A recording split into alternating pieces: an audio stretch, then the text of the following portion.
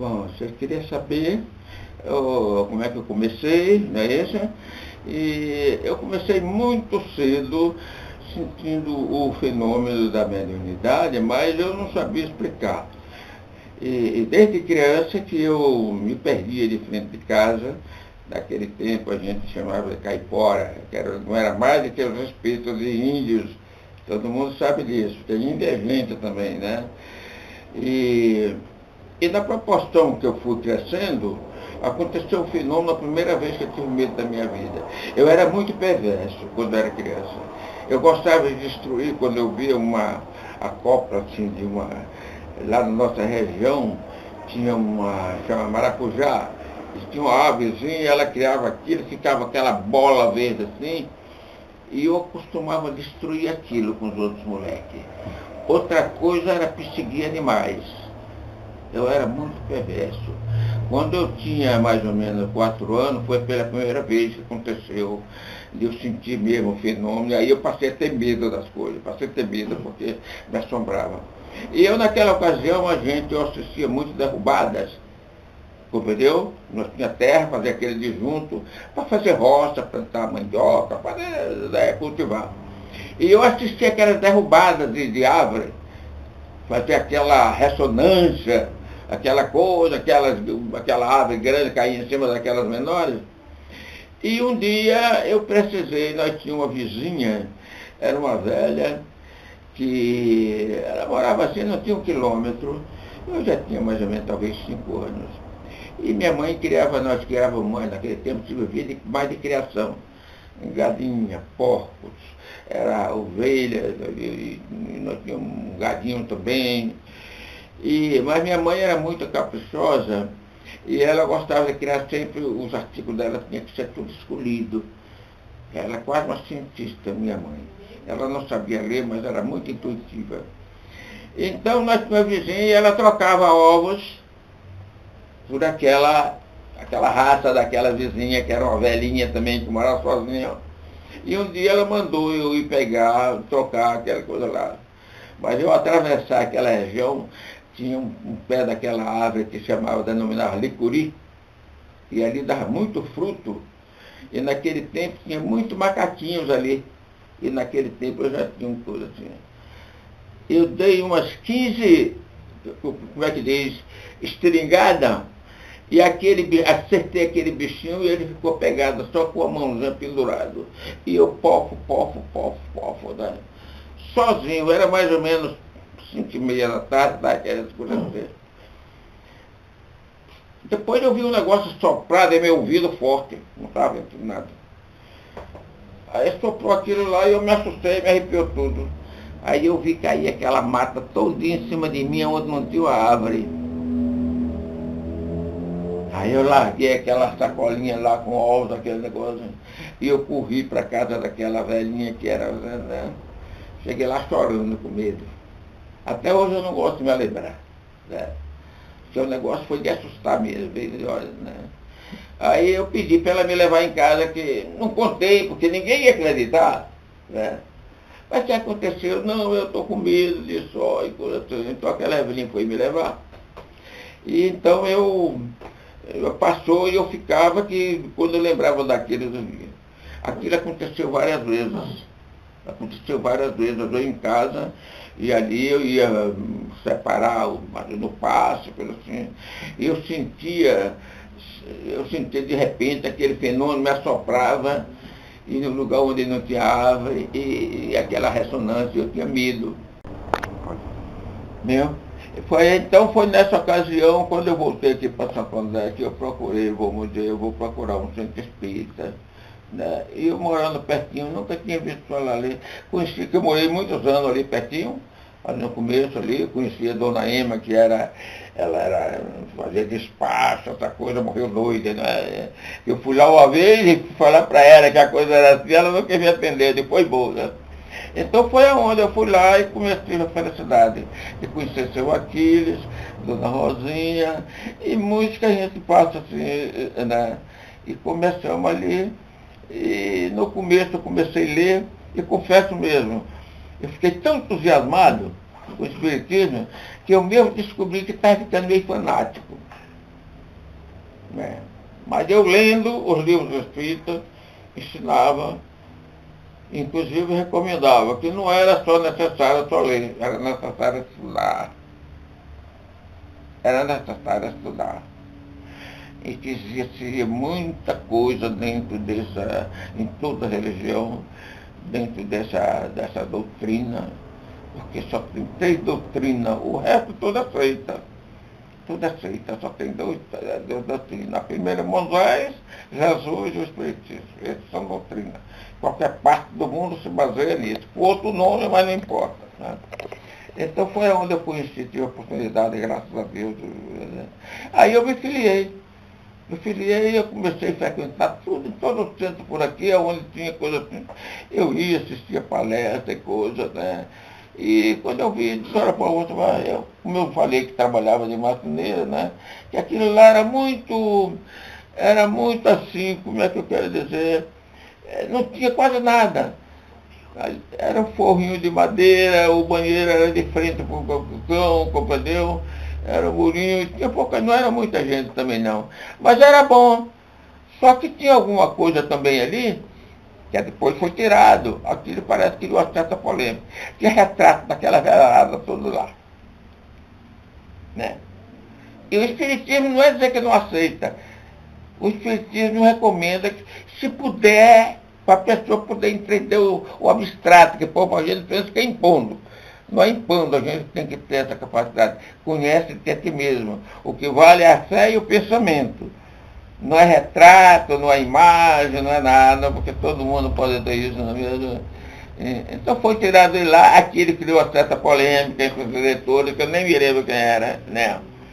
Aí depois eu era diretor. E aí, diretor de patrimônio nem foi, não sei quem me ligou, não sei que tem lá um camarada muito bacana também, o Jurandir, né? Então trabalhamos juntos muito tempo. O seu pai era quem fazia contabilidade, o menino que o marido da, como chama? Ali tinha muita gente que andou comigo trabalhando ali. Naquele tempo eu tinha carro, eu comecei com a caminhoneta, depois eu comprei uma Brasília. E andava São Paulo todo atrás por aí. E as reuniões que tinha por aí, acompanhei muito, né? Então procurei fazer o que pude, da maneira possível. Mas, sabe, depois parece que tem, não sei se tem política, não sei o que é, né? Muda, começou a entrar muita gente, porque não foi só eu, né? Agora, eu não tenho frequentado, não é para mim, eu fiz de conta que era surdo. As coisas que aconteceu, eu me lembro que teve uma ocasião que eu recebi uma carta, porque se eu entendia que estava certo, eu não podia aceitar. Porque tinha gente que ia lá, levava coisa que não era necessária aquilo, nem ia ajudar em nada, né? E eu falei que a coisa tinha que ser mais puro, porque nesse tempo que eu estive fora, eu tive a oportunidade de ir em Fortaleza, em Salvador, no Paraná, por exemplo, onde eu vi o espiritismo mais evoluído.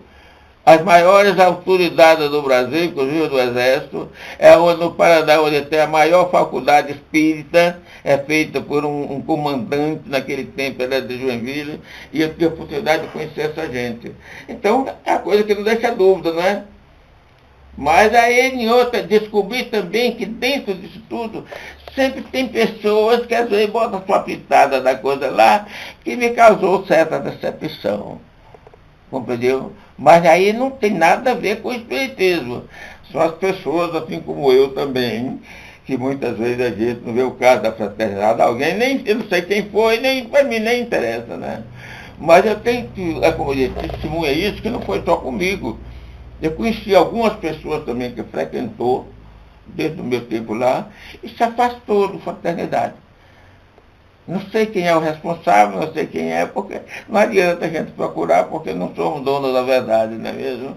E até hoje, eu não estou indo lá, não é por nada, para mim, ali foi o primeiro centro, enquanto for vivo, não vou deixar de respeitar e de orar junto, fazer minhas orações e pedir pelo bom sucesso e o êxito de fraternidade. A fraternidade, para mim, é minha casa. Espiritualmente, apesar de eu conhecer outra região bem evoluída, ter muitos amigos, porque eu fiz esse tempo que fora, eu sempre acompanhei, né? Mas quando eu chegava aqui, é a fraternidade, né? Se eu conheci outras regiões aqui, outros centros espíritas, foi através da fraternidade, né? E eu devo a fraternidade, porque antes eu não conhecia, né? Mas como eu já tinha a orientação espírita, que essa era necessário, essa coisa, esse conjunto, porque sozinho eu não podia descobrir, né? E foi através da fraternidade. E recebi o apoio ali, principalmente do Jurandir, do Tedisco, e teve outro, do Hélio faleceu, era mais da Dona Margarida, né? Então isso para mim, eu devo isso. Eu devo tudo, porque no seu lugar, talvez se fosse qualquer lugar, mas por ser o primeiro, e a amizade que eu fiz, e o crédito que foi me dado, e a confiança, compreendeu? Para mim é a minha segunda casa. Se eu não estou frequentando, é a circunstância.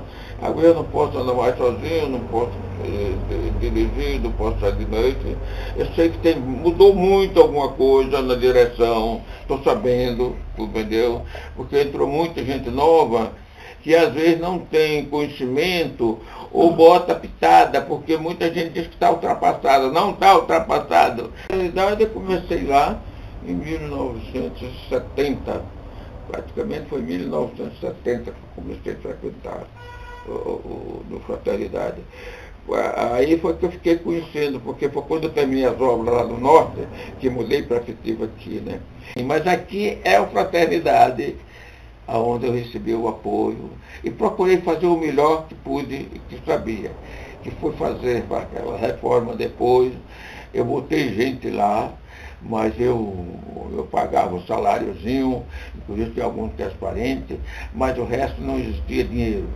Inclusive ali o piso, aquele primeiro, como é que o forro, comprou, mas eu fiz, ninguém bateu um prego. Aqueles banheiros, até as portas que são de madeira maciça, eu levei lá, porque eu tinha sobrando, compreendeu? Procurei fazer o melhor e muita coisa que eu não tinha.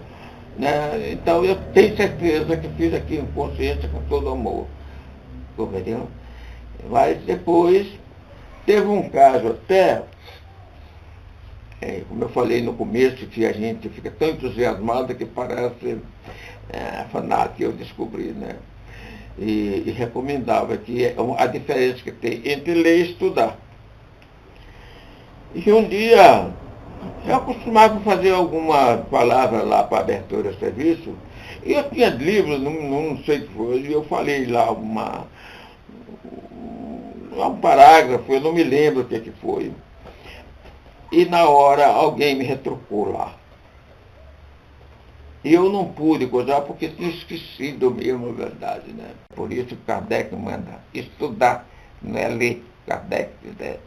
Tem que estudar, porque tem erro de escrita que até mesmo as impressoras não sabem, né? E eu tenho anotado aí os erros de escrita que muita gente fica passando aquilo para frente, porque lê e vai fazer, que eu acho que foi o que passou comigo. Uma pessoa me retrucou, aí eu tive que parar. Dessa vez nem pude fazer mais a abertura de serviço, compreendeu? Então eu me segurei muito, eu descobri que eu não estava preparada para fazer, e era estudar, aprender, e não aprende só com livro espírita, não. A gente aprende também grandes professores, como nós tínhamos aquele, o Piale, Vicente Piale, nós temos como fazer amigos, como fazer tudo, não é mesmo? Outros livros que às vezes não tem nada a ver com, não sou espírita, mas talvez seja mais sincera do que muitos espíritas. Então eu leio tudo. A leitura hindu, a chinesa, tudo, essas coisas assim, eu procuro ler tudo, isso aí eu tenho um nó de dinheiro depois de revista, compreendeu? Porque eu descobri que não estava preparada para ainda fazer palestras e coisas. É melhor a gente ajudar dentro daquilo, tem consciência, o pouquinho que fizer bem feito, compreendeu? Para não ser retrucado, às vezes por alguém que tem menos cultura. Depois se a gente vai fazer isso para alguém que sabe mais do que a gente, que é o tal negócio. É um meio esquisito, não é mesmo? Não pode. Porque cego não conduz cego, que antes cai do buraco. Não é mesmo? Então eu estou muito satisfeito de toda coisa assim, porque essas coisas que eu tenho sentido da fraternidade, para mim não foi ofensa, Me chama atenção pelo erro. O bom amigo é aquele que tem coragem de dizer a verdade. Não é aquele que apoia, vou fazer a hipocrisia, a mentira, coisa assim para agradar. Não é mesmo? Então, e se Deus quiser, se eu morrer um dia, eu quero que a fraternidade saiba. Compreendeu? Porque eu tive o prazer, e até hoje, de vez em quando, eu tenho alguém que ainda, qualquer movimento, um é o Arante, outro, teu pai, tua mãe esteve aqui a semana passada, aí 2 meses atrás, a Célia, né? E o Aurélio, de vez em quando ele passa por aqui. Então tem alguém que sabe ser espírita, sabe ser gente, compreendeu? Agora tem outros que não, assim, um também que eu tenho muito, como é que diz, respeito, consideração, é Jurandir com a família dele, é um irmão sincero, eu contribuía lá no Jesus, no Abrigo do Velho, mas depois fiquei com a coluna, do jeito que eu estou, não posso ficar em pé, parei tudo. Então estou com. Estou no fim da picada, mas se Deus quiser, um dia, se eu não vou mais em material, vou em espírito lá. Vou ajudar alguma coisa, viu?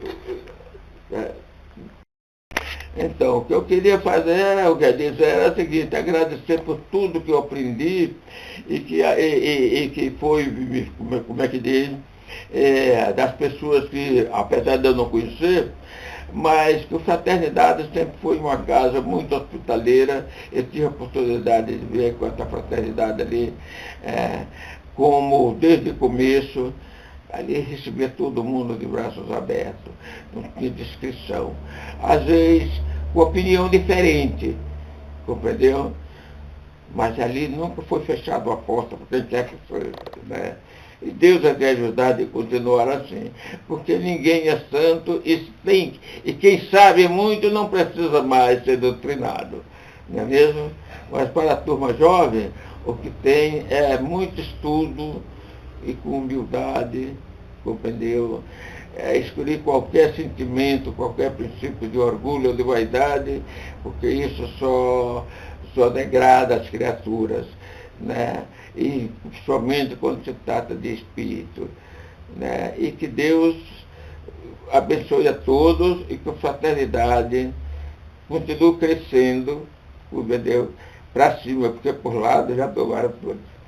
Entendeu? E que Deus abençoe e a vocês. Muito obrigado pela oportunidade de estar aqui.